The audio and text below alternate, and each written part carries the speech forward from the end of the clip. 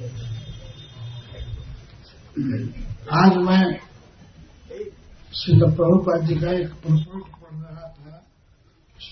उसमें प्रभुपाद जी ने कहा है भागवत के श्लोकों को जरूर पढ़ना चाहिए। पढ़ने वाले को लाभ देता है और सुनने वाले को भी। तो जो नहीं पढ़ सकते हैं ध्यान से सुने और जो पढ़ सकते हैं वो जरूर पढ़ें। गलती सही पर विचार न करके पढ़ना चाहिए। जय लाल गोविंद, उत्साह दीजिए आप, पढ़ा करें सब लोग।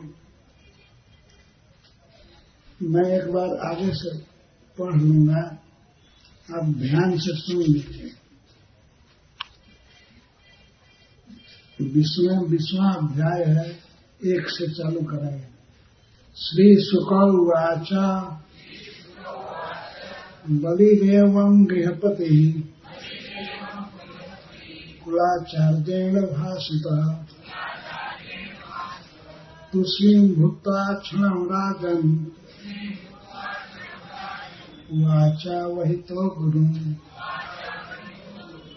बलिरुवाच सत्यं भगवता प्रोक्तं धर्मोऽयं गृहमेधिनाम् अर्थं कामं यशो वृत्तिं यो न बाधेत करिचित् सचाहं वित्तलोभेन प्रत्याचक्षे कथं द्विजम् प्रतिश्रुत्य ददामीति बाहादिकितो यथा न ह्य सत्यात् परो धर्म इति होवाच भूरियम् सर्वं सोढुमलं मन्ये लीते लीकपरं नरम् नाहं बिभेमि निरयात् न धन्यादसुखार्णवात् न स्थानच्यवनान्मृत्योः यथा विप्रप्रलम्भनात् यद्यद्रासति लोकेऽस्मिन् सम्परेतं धनादिकम् तस्य त्यागे निमित्तं किम् विप्रस्तुष्येन तेन चेत्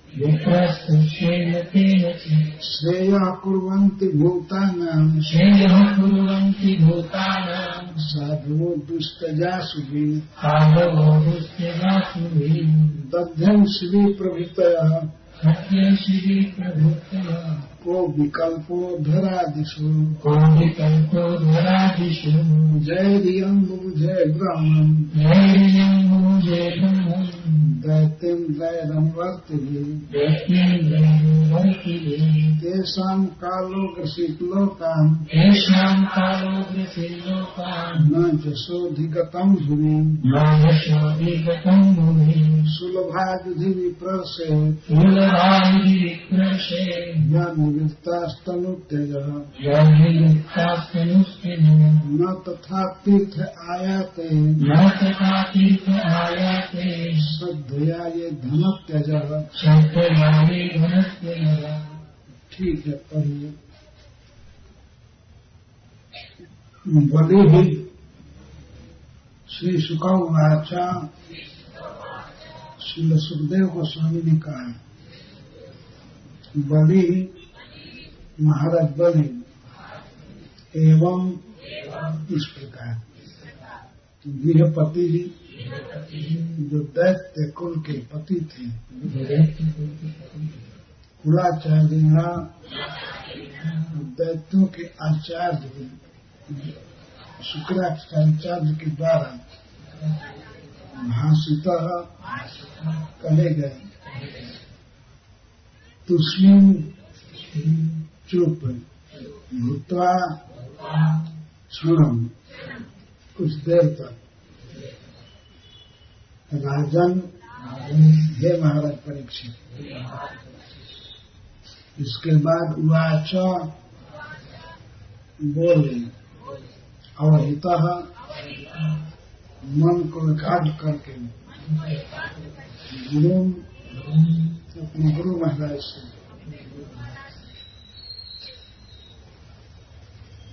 एवं पर ध्यान देना चाहिए। इस प्रकार शुक्राचार्य ने भाषण किया तो एवं ऊपर से ले लेना चाहिए। उसका अंतिम श्लोक है, स्त्रीषु नर्म विवाहे च वृत्त्यर्थे प्राण संकटे गो ब्राह्मणार्थे हिंसायाम नामितम जुगुप्सितम। शुक्राचार्य ने कहा, हे बलि, तुम ज्यादा बोल रहे हो, तुम अपने वचन को वापस ले लो।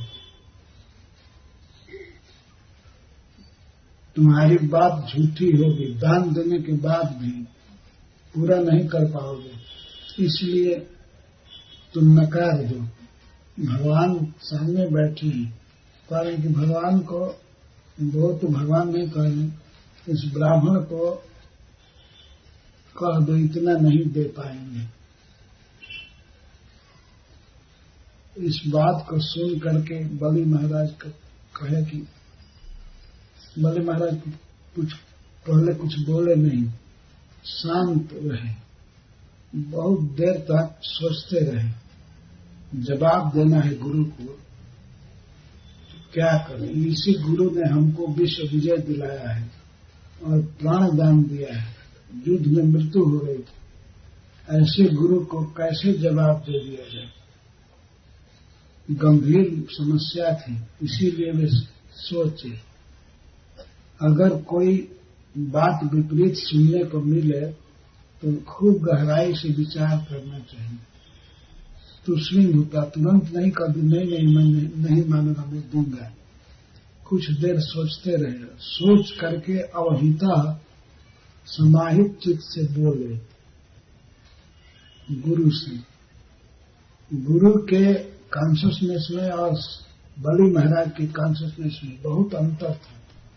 बलि महाराज भगवान के चरणों में सब कुछ समर्पण करना चाहते थे और गुरु जी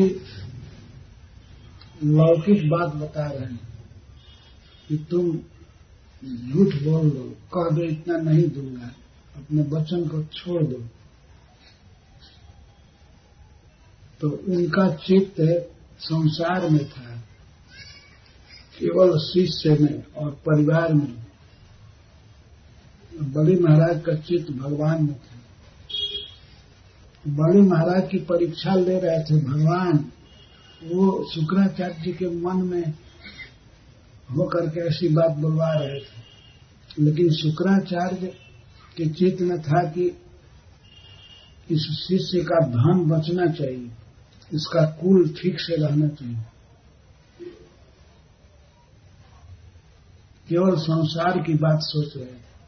तो दोनों व्यक्ति में बहुत अंतर है, बलि महाराज में और शुक्राचार्य में। बलि महाराज दैत्य कुल में हैं, फिर भी वे बहुत बड़े उन्नत भक्त थे। और शुक्राचार्य जबकि ब्राह्मण हैं, दैत्यों के गुरु हैं, लेकिन बहुत छोटे धरातल पर। उनके मन में था कि किसी तरह से जमीन बच जाए, धन बच जाए। तो उन्होंने उदाहरण दिया, देखो वेद कहता है स्त्रियों में परिहास आदि में असत्य बोल देना निंदनीय नहीं है। इस शास्त्र कहते हैं स्त्रीषु नर्म विवाहे, नर्म का अर्थ होता है परिहास, मजाक, और विवाह है। विवाह में झूठ बोलना निंदनीय नहीं है। किसी लड़की का विवाह नहीं होता है तो उसकी कुछ प्रशंसा कर देना कि ये बहुत अच्छी लड़की है, बहुत पढ़ी है, तो ये उसका यदि विवाह हो जाता है तो ये निंदनीय नहीं है। झूठ बोल करके भी करा देना चाहिए। और किसी लड़के का विवाह नहीं होता है दिक्कत है तो उसकी कुछ प्रशंसा कोई कर दे तो वो निंदनीय नहीं है। इसी तरह से वृत्त्यर्थ है, अपनी जीविका के लिए यदि कुछ असत्य बोल दे व्यक्ति तो वो निंदनीय नहीं है।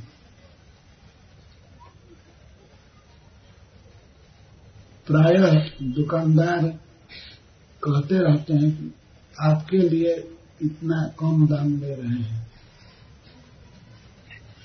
सबसे यही कहेगा, लेकिन फिर भी वो झूठ है, निंदनीय नहीं है। झूठ बोलना नहीं सिखा रहे हैं। इमरजेंसी में वृत्त्यर्थ है प्राण संकट है, और अपना प्राण संकट हो जाए, प्राण जोखिम में पड़ जाए तो कोई भी झूठ बोल करके शरीर को बचा लेना चाहिए। शरीर बचा रहेगा तो फिर बाद में सत्य बोलेंगे, दान करेंगे, लेकिन शरीर की रक्षा करनी चाहिए झूठ बोल करके। ये सिखा रहे। स्त्रियों से मजाक में कुछ व्यर्थ बोला जा सकता है। जैसे किसी की पत्नी यदि हठ करे कि हमको ये वस्तु लाओ पति से, तो उसको फुसला करके कहना चाहिए ठीक है कल ला देंगे या सप्ताह के बाद ला देंगे, लेकिन ये नहीं कहना चाहिए नहीं लाऊंगा। भले नहीं लाना हो लेकिन उसको अपने वश में रखना चाहिए, कह करके ठीक है काम करूंगा, बाद में पगार मिलेगा तो कर दूंगा। तो ऐसा बोल देना कोई निंदा की बात नहीं। ऐसा भगवान ने भी किया है। भगवान एक बार जब द्वारका में थे, उनका पहला विवाह हुआ था रुक्मिणी जी से। बहुत सी दासियों के साथ रुक्मिणी जी भगवान की सेवा कर रही थी। भगवान बैठे थे टेरेस पर, चंद्रमा का प्रकाश आ रहा है। तो भगवान ने देखा कि मेरी प्रिया बहुत सेवा करती है, बहुत प्रसन्न थी, लेकिन कुछ अटपटांग बोलने लगे। कहने लगे रुक्मिणी एक बात मैं कहना चाहता हूं, तुमने विवाह अयोग्य व्यक्ति से कर लिया। देखो मैं राजा नहीं हूं, अपनी जन्मभूमि मथुरा को छोड़ करके मैं समुद्र में रहता हूं, द्वारका हूं, शत्रुओं के डर से भाग आया हूं, अपना गांव छोड़ करके भाग आया हूं। ऐसा नालायक क्षत्रिय हो, मैं तुम्हारे योग्य नहीं हूं, तुम राजा की बेटी हो, और मैं तो गाय चराया, इसके बाद कुछ पढ़ाई किया थोड़ी सी, इसके बाद द्वारका आ गया। तो द्वारका शौक से नहीं आया हूं, बहुत विपत्ति में था। मैं कंस का वध कर दिया तो उसका दामाद है जरासंध, बहुत बड़ी सेना लेकर के मथुरा को घेरा, उसके भय से मैं भाग आया। तो मानो रुक्मिणी ने पूछा तब विवाह क्यों किया? तो भगवान कहते हैं मैं विवाह करना नहीं चाहता था, क्योंकि स्त्री में और धन में मेरी रुचि नहीं है। मैं स्त्रियों के फेर में नहीं रहता हूं, लेकिन शिशुपाल मुझसे द्वेष करता था, मेरे से बैर किए था, इसलिए उसकी शान तोड़ने के लिए मैं तुम्हारा अपहरण किया। लेकिन अब मैं छुट्टी देता हूं, तुम अपने योग्य किसी क्षत्रिय को वरण कर लो, किसी से विवाह कर लो, जिससे तुम्हारा जीवन सुखी रहे।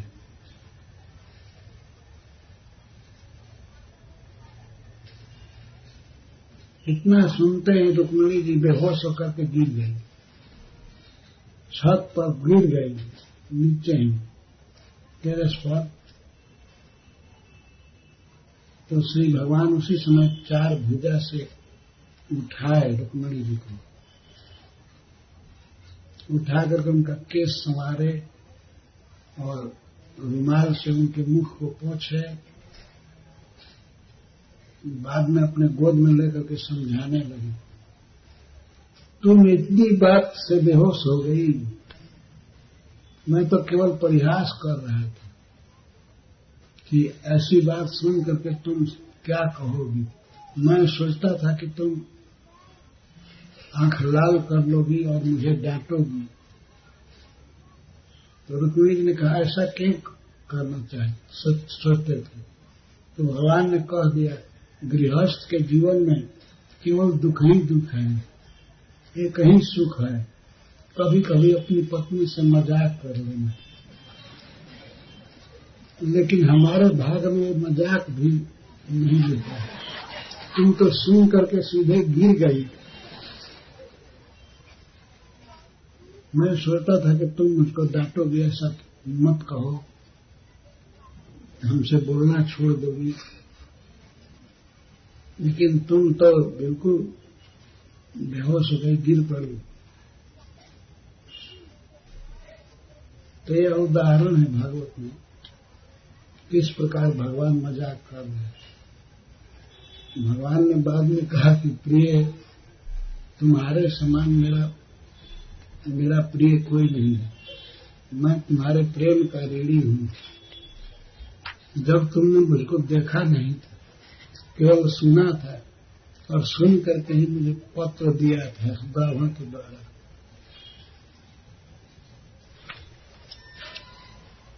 मैं तुम्हें कभी नहीं छूट सकता, भगवान ने कहा। केवल मैं परिहास कर रहा था, मुझे क्षमा करो। तो श्री भगवान अपनी पत्नियों से ऐसे मजाक किया करते थे। तो शुक्राचार्य जी उदाहरण दे रहे हैं कि पत्नी से मजाक में कुछ कह दिया जाए तो वो झूठ निंदनीय नहीं है।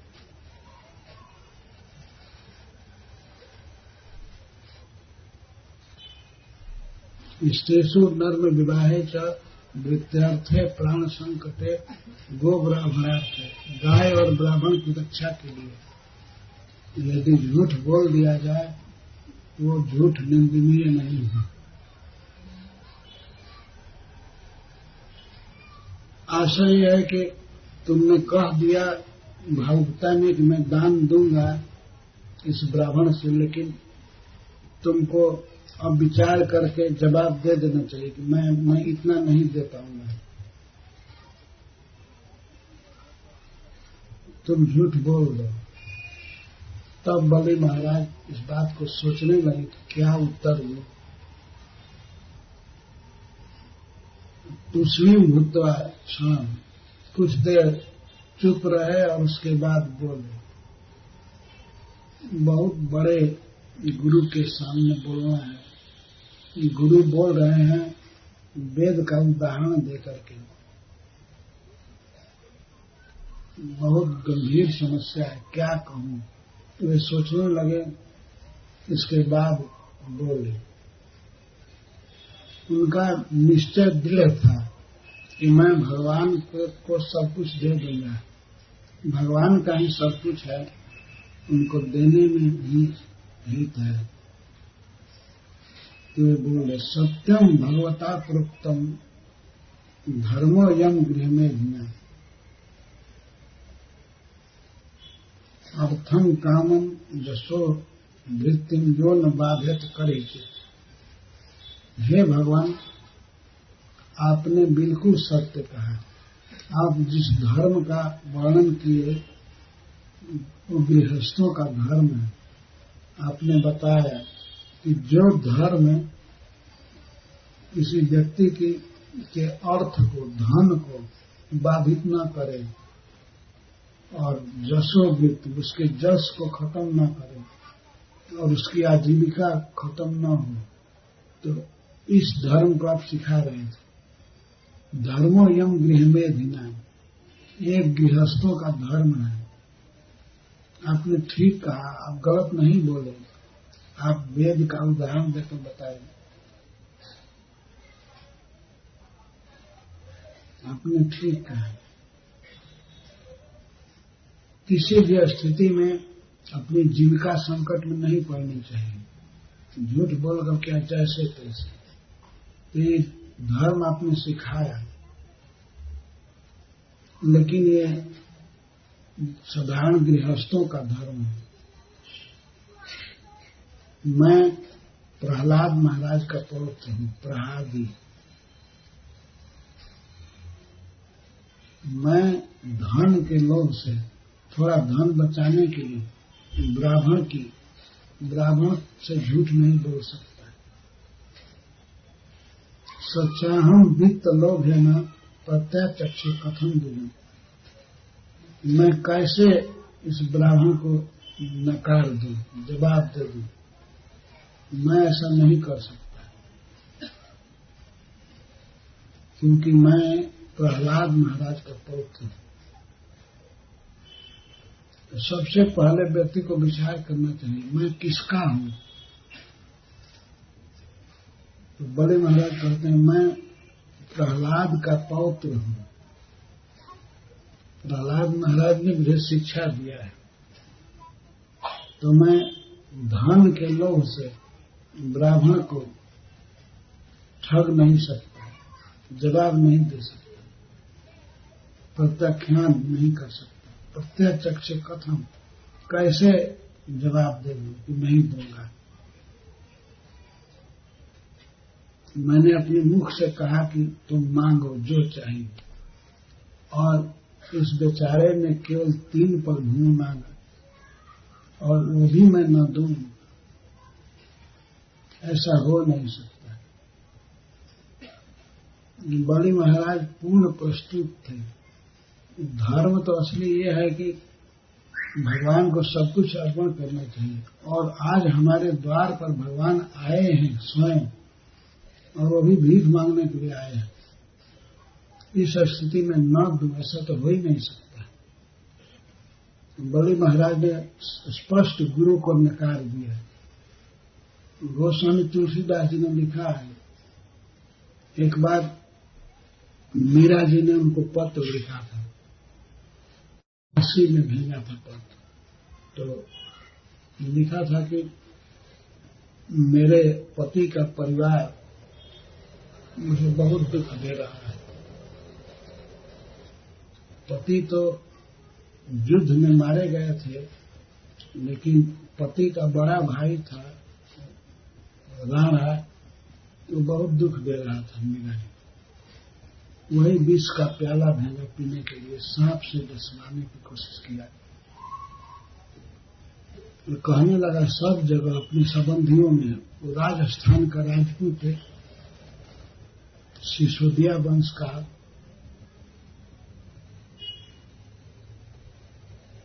बहुत बिगड़ गया। कहने लगा कि इसको किसी तरह से मार देना है, इसी स्त्री को। ये हमारे वंश की इज्जत खराब कर रही है, साधुओं के बीच नाचती है, घूमती है, जहां तहां साधुओं के पास चली जाती है। ये हमारे कुल का नाम डुबा रही है, इसलिए इसको विष दे दिया जाए, खत्म हो जाएगी।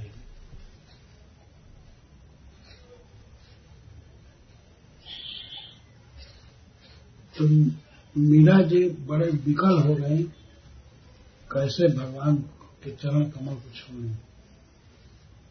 तो गिरधर के प्रेम में मस्त थी, तो उन्होंने पत्र लिखा कि हमारे घर के लोग बहुत बाधा दे रहे हैं भक्ति में, आप वैष्णवों में सर्वश्रेष्ठ हैं, तो हे गोस्वामी जी, आप हमको उचित सलाह दीजिए, हमको क्या करना चाहिए। तो गोस्वामी तुलसीदास जी ने एक पत्र लिख करके दिया, ये पद लिख करके, जाके प्रिय न राम वै देहि तजियता ही कोटि वैरी सो यद्यपि परम स्नेह। मीरा जी, मेरी तो राय है कि जिसको राम सीता प्रिय नहीं है, जाके प्रिय न राम वै देहि तज्यता ही कोटि वैरी सम, उसको करोड़ों वैरी के समान छोड़ दीजिए। ठीक है, आप परिवार छोड़ दीजिए, कोटि वैरी के समान, यद्यपि परम से नहीं, यद्यपि परिवार के लोग परम स्नेह करते हैं, फिर भी उनको छोड़ दीजिए यदि भगवान से प्रेम नहीं है। तो उसी में उदाहरण देते हैं, तजो पिता प्रहलाद विभीषण बंधु भरत महतारी। प्रहलाद महाराज ने अपने पिता को छोड़ दिया, हिरण्यकश्यप को छोड़ दिया, उसकी बात नहीं मानी, और विभीषण बंधु, विभीषण जी अपने भाई को छोड़ दिए क्योंकि वो राम का द्रोही था। भरत महाराज, भरत जी अपनी मां को छोड़ दिए, कैकेयी को कभी मां नहीं कहे। राम को कैकेयी ने वन में भेजा था, इस दुख से भरत जी ने शपथ ले लिया था कि मैं इसको मां कभी नहीं कहूंगा।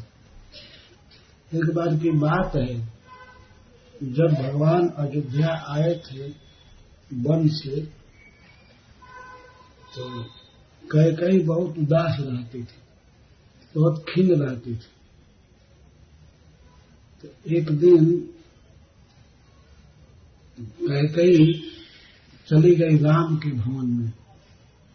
राम बहुत बड़े भक्त थे, मातृ भक्त थे, शील समुद्र थे।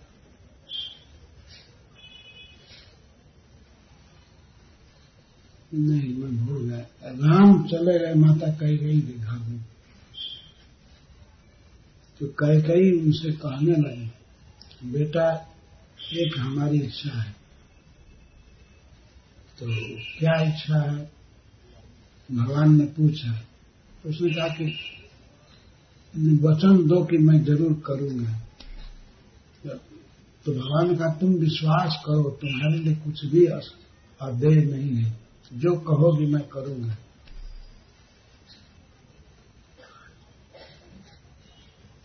लेकिन वचन दो, वचन दो। तो भगवान जानते थे भरत का निर्णय, तो भगवान कहते हैं, एक बात को छोड़ करके और कुछ मांगो।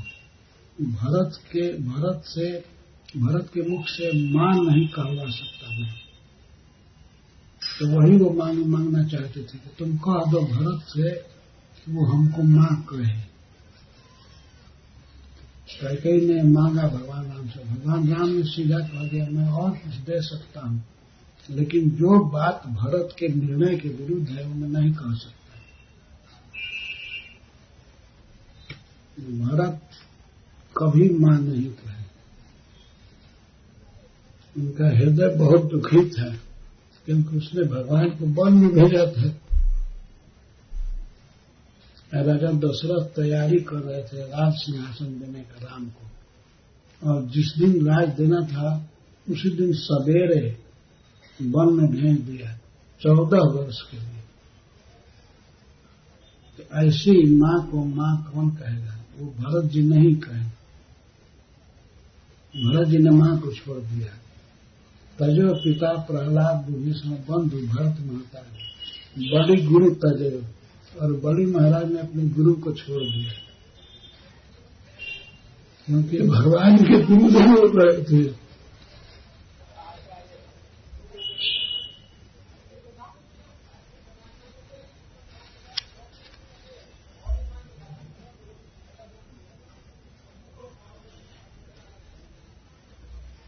ये उदाहरण है विश्व इतिहास में, हमारे वैदिक इतिहास में, किसने गुरु को छोड़ा, किसने बाप को छोड़ा, किसने माता को छोड़ा, किसने भाई को छोड़ा।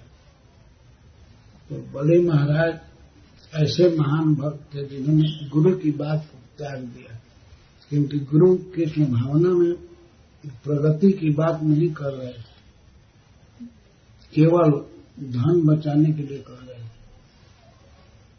और जीवन का असली उद्देश्य है कृष्ण भावना में प्रगति करना, भक्ति में बढ़ोतरी होना।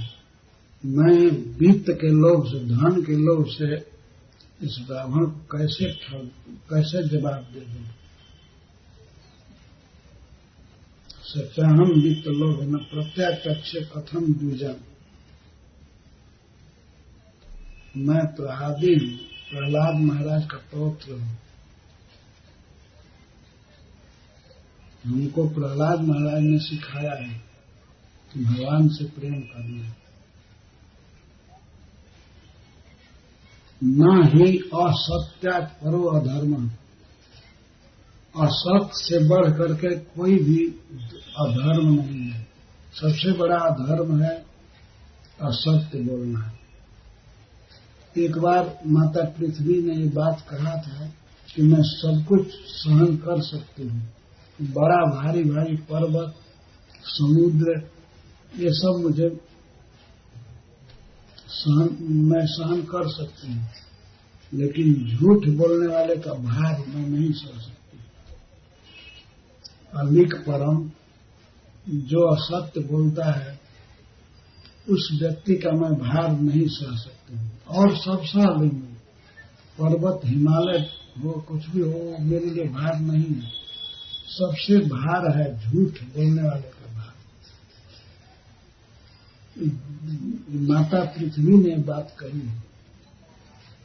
नहीं असत्यात् परो धर्म इति वाच भूरियम, यह भूमि, यम भूमि वाच, यह पृथ्वी बोली है, मैं सर्वम स्वधूमलम, मैं सब कुछ सह सकती हूँ, सारा बोझ सह सकती हूँ, केवल अलिक परम नरम जीते। असत्य भाषी मनुष्य का भार मैं नहीं सह पाती। तो मैं पृथ्वी का भार नहीं बढ़ाना चाहती। मैं अवश्य दूंगा जो कह दिया हूं।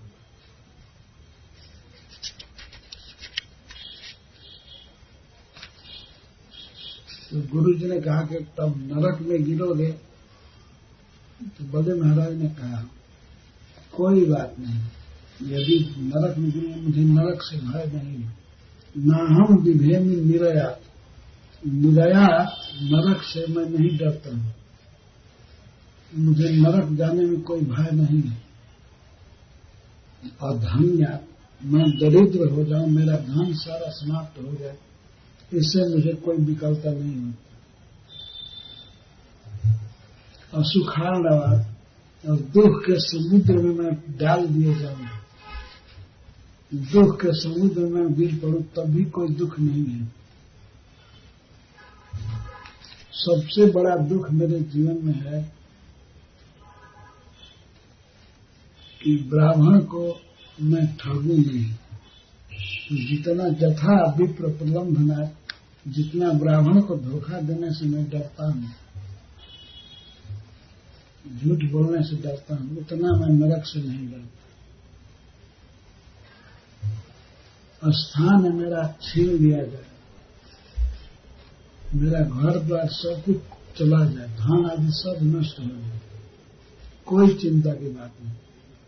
चिंता की बात है कि मेरे द्वारा कोई ब्राह्मण न ठगा जाए, किसी ब्राह्मण को दुख न हो। गुरु महाराज या इस लोक में मनुष्य जो जो भी वस्तुएं कमाता है, घर बनाता है, पत्नी लाता है, उसके बच्चे होते हैं, फिर पढ़ाई लिखाई करता है या बिजनेस करता है, जो भी कमाता है, मर जाने पर उस व्यक्ति को संपरेत हो जाने पर, मरने पर धनादिकम, धन आदि सब छोड़ देते हैं हाथ से। जज्जद हासति लोकेस्मिन् अस्मिन् लोके, यह बात बिल्कुल सत्य है, देखा हुआ है। बड़ी महाराज कहते हैं व्यक्ति जो जो धन आदि का कमाता है, धन, घर, पत्नी, बच्चे, खेत, मोटर गाड़ी या कुछ भी,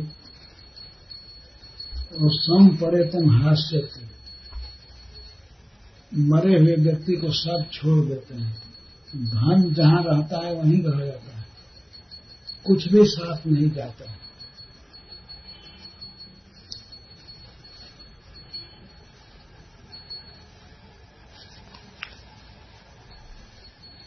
भगवान ने स्वयं कहा है इस बात को गीता में, मृत्यु सर्वहरश्चाहम्, मैं मृत्यु हूँ, सब कुछ हर लेने वाला।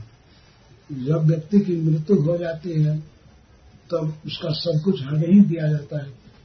यदि धन है तो बैंक में है, घर में है, उसके पास एक पैसा भी दे नहीं सकते, सब कुछ छोड़ करके चला जाता है, धन यही रह जाता है। बड़े महाराज कहते हैं धन आदि सब छोड़ देते हैं उसको, कुछ भी उसके साथ नहीं जाता है। पत्नी रह जाती है यही घर में, और पत्नी के लिए कहा जाता है तुम घर से बाहर मत निकलो, और लोग ले जा रहे हैं उसको जाने दो। पत्नी ज्यादा से ज्यादा अगर जाएगी तो घर से थोड़ा बाहर पैर रखेगी, यही नियम है। और स्वजन कहाँ तक जाएंगे? वह श्मशान तक। अपना बेटा कहाँ तक साथ देगा? श्मशान तक। शरीर जलाने के लिए जाएंगे। और धन अगर कार है तो गैरेज में ही रह जाएगी, मोटरसाइकिल यही रह जाएगी। अब आज के युग में तो यही कहना होगा, पहले हाथी घोड़ा कहा जाता था, हाथीशाला में रहेगा, घोड़े घोड़शाला में रह जाएंगे, और जो भी पशु हैं वो यहीं रह जाएंगे। और मनुष्य कहाँ जाएगा? अकेले जाएगा। उसके साथ क्या जाएगा? वही जो कुछ शुभ अशुभ कर्म किया है, पाप किया है, वही पाप का फल उसके साथ जाएगा और उसे भोगना पड़ेगा परलोक में, चाहे नरक में भोगे या स्वर्ग में भोगे। ऐसी स्थिति है। इसलिए बड़े महाराज कहें लोकेस्मिन अस्मिन लोके, यह कोई दूसरे लोक की कथा नहीं, यही देखा जाता है कि जो भी धन आदि है, स्वजन है, सब छूट जाते हैं।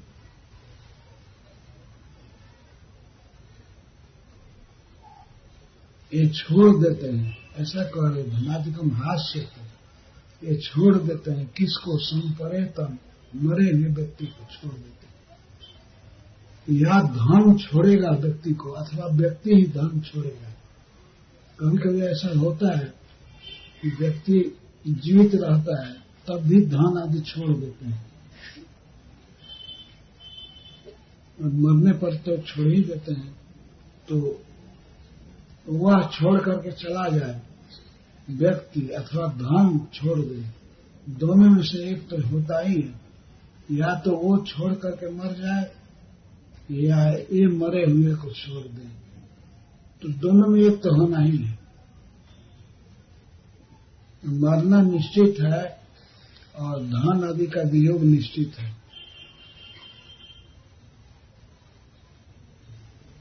तो जब धन आदि अंत में छूट ही जाएगा तो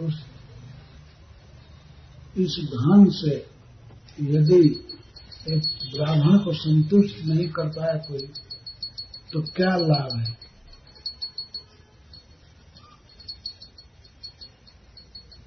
तो गुरु जी ने कहा ठीक है, ब्राह्मण को दो दान, लेकिन कुछ बचा लो। तो इस पर बड़े महाराज कहते हैं तस्य त्यागे निमित्तम की विप्रस्तुसेन तेन च।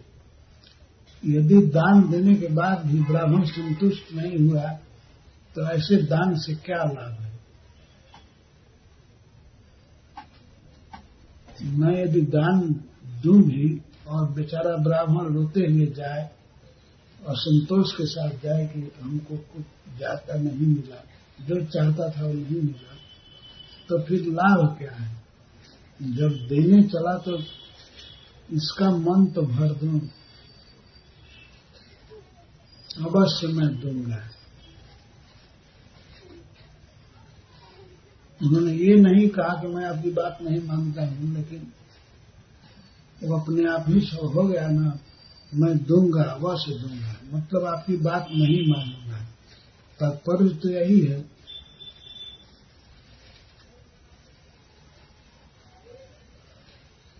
इसके बाद कहते हैं श्रेय कुर्वन्ति भूतानां साधो दुष्टजासु।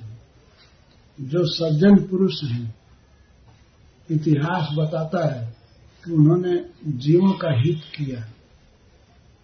श्रेय कुर्वन्ति, दुष्ट शरीर देकर के भी वो लोग हित किए। शिवी दध्यंग पवित्र, जैसे महाराज शिवी और ब्रह्मर्षि दधीची, ऐसे महापुरुष हुए हैं जिन्होंने शरीर दे दिया जीवों के हित के लिए। अभी तो मैं धन आदि दे रहा हूं, शरीर नहीं दे रहा। तो जब शरीर दे दिया उन लोगों ने, शिवी महाराज ने और दधीची मुनि ने, दो उदाहरण दे रहे हैं। शिवी नाम के एक राजा थे, उनकी शरणागत वत्सलता की प्रशंसा सब जगह हो गई। ये शरण में आए हुए की रक्षा करते हैं। तो यह जस इतना फैला कि स्वर्ग में भी देवता लोग गाते थे इनका जस। श्री बहुत शरणागत वत्सल है, शरण में आए हुए का पालन करते हैं। तो इंद्र को स्पृहा हो गई, वे राजा श्री की परीक्षा लेना चाहे। तो अग्निदेव से परामर्श किए कि चले राजा शिवी की परीक्षा करें। तो राजा शिवी अपने गृह के आंगन में बैठे थे और अग्नि देवता कबूतर बने और इंद्र बाज बने। बाज पक्षी जो झपटता है पकड़ने के लिए कबूतर को, तो कबूतर उड़ता हुआ आया, हाँफता हुआ राजा के गोद में गिर पड़ा। राजा शिवी के गोद में गिरा और धीरे धीरे उनके कपड़े में छिपने लगा। तो राजा ध्यान दिए और उसको सहलाए। इसके बाद तुरंत बाज आया, बहुत दूर से आ रहा था। तो उसने आकर के मानवीय भाषा में कहा, महाराज यह मेरा आहार है, किसी के आहार को छीन लेना ये उचित नहीं है, इसको छोड़िए, मैं इसको खाऊंगा। तो राजा शिवी ने कहा, नहीं, मेरी शरण में आ गया है, मैं इसको छोड़ नहीं सकता। तो बाज ने कहा, तब मैं भूखे मरूं, मेरा आहार है, मैं बहुत दूर से खदेड़ करके लाया। तो राजा शिवी ने कहा, तुमको आहार ही चाहिए ना, और मांस की व्यवस्था हो जाएगी। और फिर राजा शिवी ने सोचा कि आखिर दूसरे का मांस देना ये भी तो हत्या है, ये भी पाप है। इसलिए उन्होंने निर्णय किया, ठीक है तुम मांस खाओगे। तो बाद में कहा, हाँ मैं खाऊंगा, मुझे भूख लगी है। तो वे अपने शरीर के मांस को काट काट करके और कबूतर के बराबर तौलने के लिए तराजू पर रखे। एक पर्दे पर कबूतर था, उसी के वजन के बराबर मांस देना था। तो अपना मांस काटने लगे, पैर से काटे, इधर उधर से मांस काट काट करके पर्दे पर रखने लगे, दूसरे पर्दे पर वजन कबूतर का बहुत ज्यादा हो रहा था। अंत में उन्होंने निर्णय किया, ठीक है मुझको ही पूरा खा जाए। वो पर्दे पर स्वयं बैठ गए, उनके बैठने पर कबूतर का वजन हल्का है। तो ऐसे ऐसे शरणागत वत्सल हुए हैं। ऐसा राजा, ये उदाहरण दे रहे हैं बलि महाराज राजा शिवी के। और एक ब्राह्मण थे बहुत बड़े तेजस्वी, जिनका नाम दध्यंग था, उनको दधीची ऋषि कहते हैं। एक बार असुरों ने आक्रमण करके देवताओं को परास्त कर दिया। देवताओं की अमरावती छीन गई, उनकी राजधानी। तो बहुत दुखी हुए। लड़ने के लिए सब देवता आए एकजुट होकर के। असुरों का नेता वृत्रासुर थे। तो देवता सब हथियार लेकर आए लड़ने के लिए। उस सबके हथियार को एक बार चलाया गया, सब मिल करके चलाए वृत्रासुर को मारने के लिए। लेकिन वृत्रासुर सबके अस्त्र शस्त्र को गाजर मूली की तरह खा गया। सारा बाण, गदा, तरकस आदि जो कुछ था सब खा गया, तलवार आदि। उनके पास कुछ भी नहीं बचा। तो हाहाकार करने लगे, वो लोग भागे भगवान की शरण में। देवता भगवान के भक्त हैं, हमारी रक्षा कीजिए, रक्षा कीजिए। हम तो युद्ध करने गए थे, लेकिन वृत्रासुर सब हथियार ही खा गया, अब युद्ध क्या करें।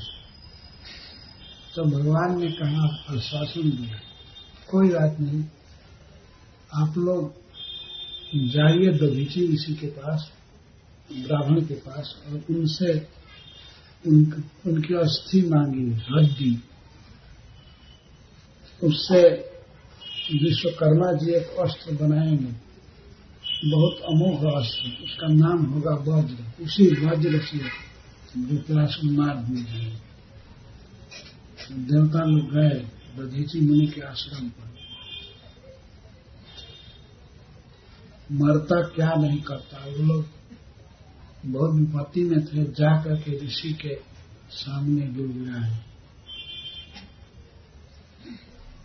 ऋषियों देवताओं ने कहा, महाराज आपके आश्रम पर हम आए हैं, बहुत दुख में हैं, हमको भगवान ने भेजा है।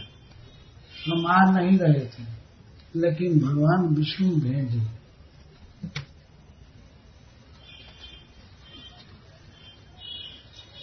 तो मुनि ने पूछा, क्या जरूरत है?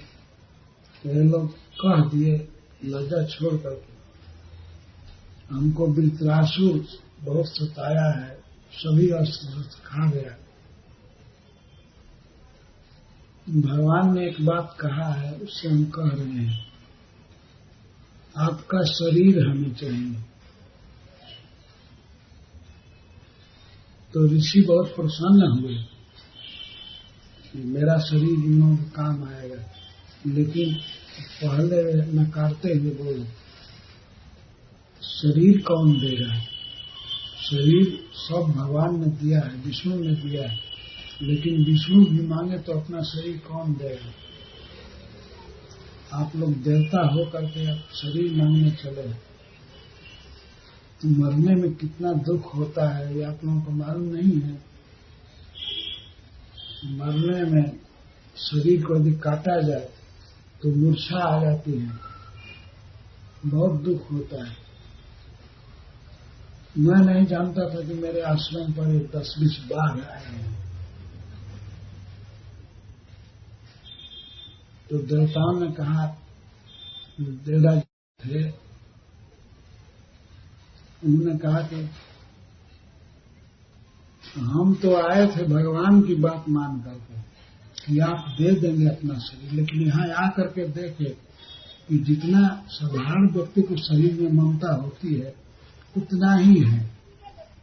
इतनी साधना की, इतना भजन किए, लेकिन फिर भी देह की आसक्ति आपकी नहीं छूटी है। केवल मजाक में कह रहे थे। तो ऋषि तो प्रसन्न थे ही, उन्होंने कहा ठीक है, मैं अपना शरीर दे रहा हूं। तो वे भगवान का ध्यान करने लगे, समाधि में हो गए और उन्होंने देह छोड़ दिया। उस देह को जंगल में रहने वाले पशु आकर के चाटने लगे और मांस और चमड़ा सब चाट गए, केवल हड्डी भर रह गई। तो उस हड्डी को देवता लोग टांग करके ले गए स्वर्ग, और उसी से विश्वकर्मा जी ने अस्त्र बनाया। तब वृत्रासुर मरे। तो ऐसे ऐसे महापुरुष हुए हैं जिन्होंने अपना शरीर दे दिया। तो दो का उदाहरण दे रहे हैं बड़े महाराज, शिवी दध्यंग प्रभुतया इत्यादि। शिवी जैसे शिवी और दधीची मुनि शरीर दे दिए दूसरे के हित के लिए, तो फिर धन देने में क्या विकल्प, पृथ्वी दान करने में क्या सोचना है, वो विकल्पों धरा दूसरे। फिर जमीन देने में और धन देने में क्या आनाकानी करनी है, इसमें तो कुछ सोचना ही नहीं है। यदि शरीर भी देना पड़े तो मैं दे दूंगा, धन देने में क्या ही सोचेगा। कितना सुंदर बात है। पहले के सभी लोग वैदिक इतिहास पढ़ते थे, महाभारत, रामायण, श्रीमद् भागवतम, सभी को ज्ञान रहता था। सबके आदर्श बड़े पुरुष होते थे। बलि महाराज के सामने आदर्श है श्री महाराज, दधीची मुनि। वो कह रहे हैं कि ये लोग अपना देह भी दे दिए मनुष्यों के हित के लिए, तो फिर धरती देने में और धन देने में क्या सोचना है। और बलि महाराज की कथा बाद में रामायण में लिखा गया है कि एक स्त्री दशरथ महाराज को शिक्षा दे रही है। उनकी पत्नी कैकेयी कह रही है कि जब आप वचन दिए मांगने के लिए कहे तो मैं मांग जो मेरे समझ में आया, अब उसको दीजिए। तो वही तो उदाहरण देते, शिवी दधीच मुनि, शिवी दधीच बड़ी जो कछु भाषा, तन धन तजे वचन पनराख। महाराज श्री ने, मुनि दधीची ने और बड़ी महाराज ने जो कहा वो किए। किसी ने धन छोड़ा, किसी ने तन छोड़ा। दधीची मुनि और श्री महाराज देह दे दिए, बड़े महाराज धन दे दिए। तो आप भी जब वचन दिए हैं तो अपने वचन को सत्य कीजिए। एक बार से मैं मानती हूँ, भरत को राज दीजिए, राम को वनवास दीजिए, तो देना होगा। तो बोल रहे श्री दधीच बड़ी जो कछु भाषा, तन धन तजे वचन पनरा। स्त्री होकर के वो सिखा रही है राजा दशरथ को। बड़ी महाराज ने जो कहा वो पूरा किया, दधीची मुनि ने जो कहा वो पूरा किया, श्री महाराज ने जो कुछ कहा वो पूरा किया। तो आप भी अपने वचन को पूरा कीजिए। इस तरह अबला की तरह रोइए मत, तुरंत बुलाइए राम को और वन में भेजिए। इस तरह से बोल रहे थे। पहले के समाज में स्त्रियों को भी बहुत ज्ञान होता था, सब मालूम है कैकेयी को कि श्री महाराज कौन है, दधीची मुनि कौन है और बड़े महाराज कौन है। तब तो दशरथ जी को सिखा रही है। इस बात से शिक्षा लेनी चाहिए। और इस समय तो घर घर में टीवी है और थर्ड क्लास के दृश्य दिखाए जाते हैं। क्या बुद्धि होगी, कहाँ से उतनी भव्य बुद्धि होगी, ज्ञान कहाँ से होगा। सब तो भ्रष्ट लोगों का चरित्र दिखाया जा रहा है। हम लोग पढ़ना छोड़ रहे हैं, रामायण पढ़ना, गीता पढ़ना, भागवत पढ़ना। ज्ञान असली आएगा जहाँ ज्ञान है। ज्ञान शास्त्रों में है, हमारे वैदिक शास्त्रों में। उसे पढ़ना चाहिए, सुनना चाहिए। स्त्रियों में आपस में बात होती है। अयोध्या में जब भगवान राम वन चले गए तब वहां की स्त्रियां भरत को शिक्षा दे रही, तुम राज करो, तुम्हारे पिता ने तुमको राज दिया है। और शिक्षा देती, देखो भृगु वंश में परशुराम जो थे वे अपने मां को मार दिए पिता की आज्ञा से।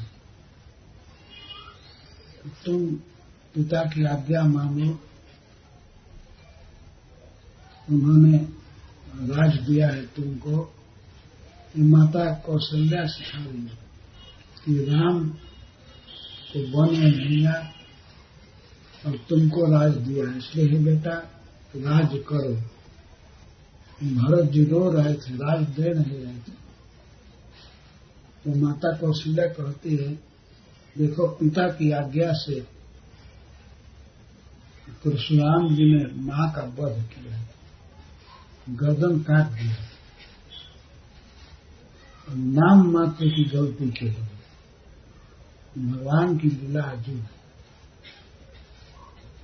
गई थी पानी लाने गंगा में, रेणुका भगवान की मां पानी लाने गई थी। वहां स्वर्ग से आए थे गंधर्व लोग, चित्ररथ गंधर्व। वो बेचारी देखने लगी थोड़ी देर। दृश्य था, देवता लोग बड़े तेजस्वी होते हैं, तो उसको देखने लगी। थोड़ी सी देर हुई और वो इस बात को भूल गई कि मुझे पानी पहुंचाना है आश्रम में। उसके पति यज्ञशाला में बैठे थे, जमदग्नि जी। तो थोड़ी देर हो गई, लेकिन बाद में स्मरण आया कि मुझे चलना चाहिए। तो पानी ले करके घड़ा में भर करके वो पति के सामने आई। पति के सामने आई, पति ने ध्यान करके देखा कि क्यों देर हुई। तो ध्यान में उन्हें देख लिया, वो बड़े तेजस्वी ब्राह्मण थे, देख लिया ध्यान में कि ये तमाशा देख रही थी, गंधर्वों को देख रही थी।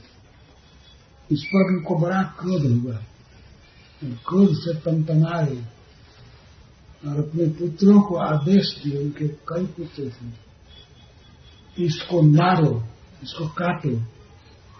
तो सभी पुत्र कह दिए नहीं मारेंगे। तो इसके बाद परशुराम जी आए। उन्होंने कहा कि पिताजी मैं आप क्या आज्ञा मानूं, आप मुझे क्या कहते हैं करने के लिए। तो उसी में क्रोध में जमदग्नि ने कह दिया, इस नीच स्त्री को मार दो। भगवान ने अपना परशु उठाया और अपने भाइयों को भी, उनके पिताजी कह दिए कि इन सबको मारो, ये हमारी आज्ञा नहीं मानते हैं, और इसको मारो। मां को नहीं मार रहे हैं, इस अपराध से सबको मारो। तो परशुराम जी अपने भाइयों को मार दिए और अपने मां को मार दिए।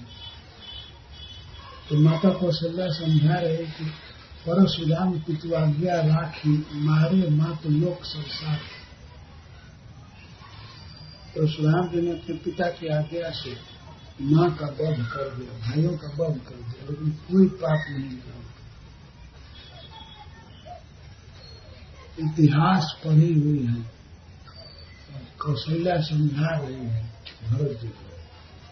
भरत जी राज नहीं दिए, वो चलने की तैयारी करने के राम को मनाएंगे चित्रकूट में जाकर।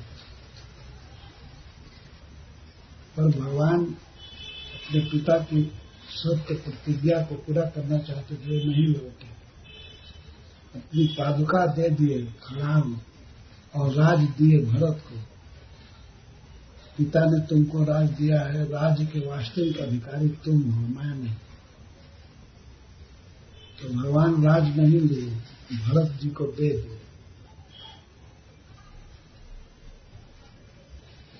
मैं ये कह रहा था कि कौशल्या या कोई भी औरत जो कोई बात समझाती थी तो वैदिक इतिहास से उदाहरण देती थी।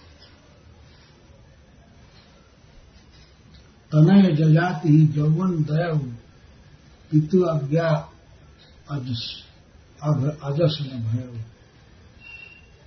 और जजाति महाराज के छोटे बेटा पुरु ने जवानी दे दिया अपने पिता को, स्वयं बूढ़ा हो गया, लेकिन पिता की आज्ञा से न उस पर कोई पाप लगा और न अपजस लगा, प्रशंसा होती है।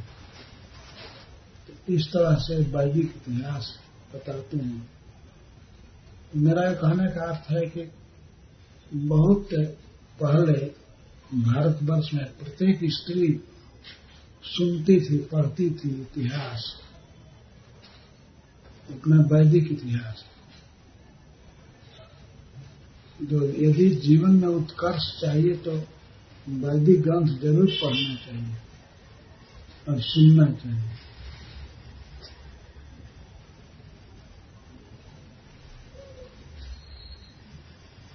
जब हम सब कथाएं सुनेंगे, पढ़ेंगे, तब हमारे जीवन में कुछ करने की, ऐसा वैसा बनने की इच्छा होगी। जब नहीं पढ़ेंगे, नहीं सुनेंगे तो कैसे बनेंगे?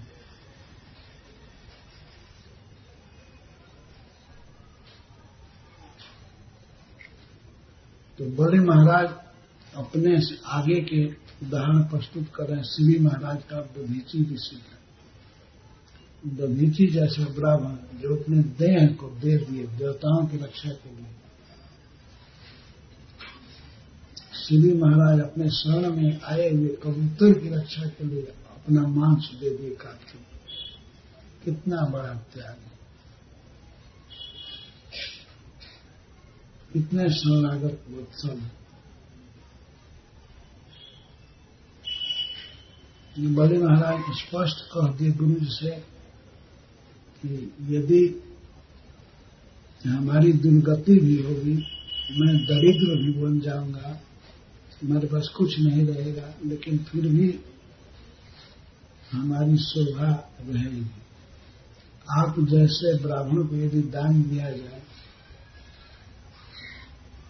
तो उस दान देने से यदि दुर्दशा होती है, कोई बात नहीं। किसी दानी व्यक्ति की यदि दुर्दशा हो, दरिद्रता आ जाए, तो उससे उसकी शोभा बढ़ती है। बहुत से ऐसे लोग हैं। एक व्यक्ति लंदन में थे, उनका नाम था जॉर्ज हैरिसन।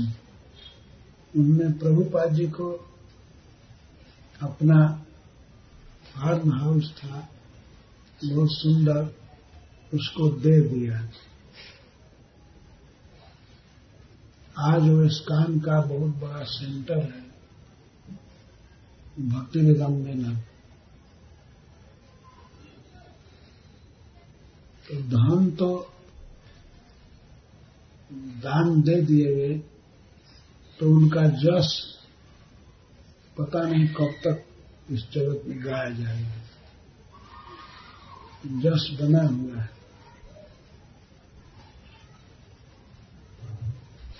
धन अनस्थिर है, देह ही अनस्थिर है, इसीलिए जस कमाना चाहिए।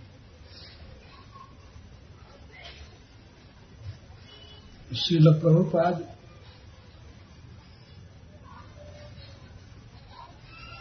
एक इच्छा रखते थे हमेशा अपने मन में कि भगवान के द्वारा कही हुई भगवद गीता का प्रचार होना चाहिए। तो इसी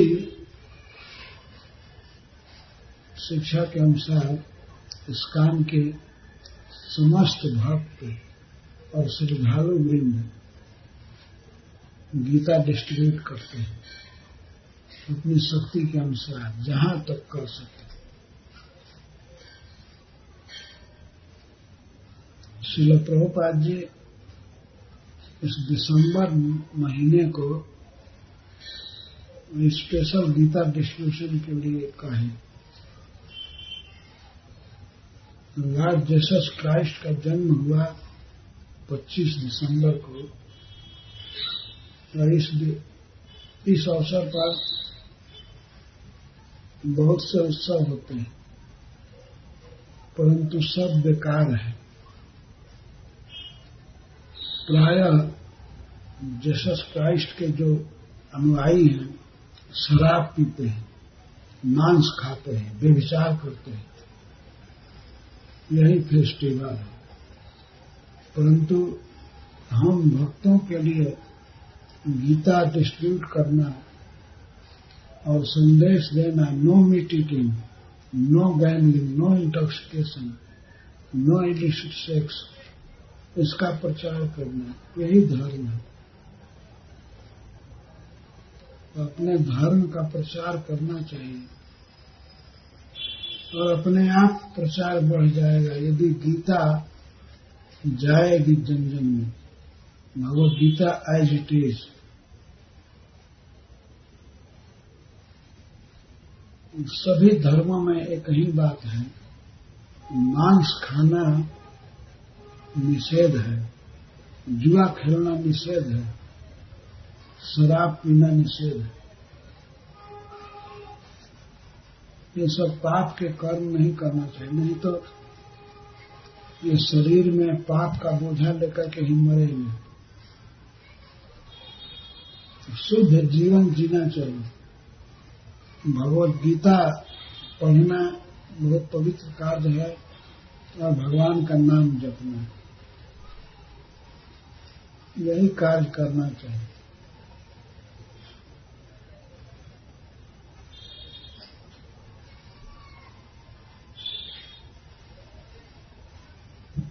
श्री बलि महाराज भगवान के चरणों में अपना सब कुछ अर्पण कर दिए बड़ी खुशी के साथ, और गुरु की आज्ञा की अवहेलना की। वह गुरु नहीं है। यदि भूल से कोई किसी को गुरु मान लिया है, बना लिया है, तो ये उसको सोचना चाहिए, उसका धर्म है कि हमें किसी भी तरह से कृष्ण भावनामृत में बढ़ना है, कृष्ण की भक्ति करनी है। और यदि गुरु विपरीत बोल रहा है तो उसका त्याग कर देना चाहिए। ऐसा बलि महाराज ने उदाहरण दिया। हम मनुष्य जीवन पाए हैं, इसमें असली कमाई क्या है? असली कमाई है कृष्ण भावनामृत, भगवान से प्रेम करना है। तो सबको व्रत लेना चाहिए कि हम गीता पढ़ेंगे, गीता सुनेंगे, भागवत पढ़ेंगे, भागवत सुनेंगे और भगवान का नाम जप करेंगे। हरे कृष्णा कृष्णा कृष्णा हरे हरे राम हरे राम।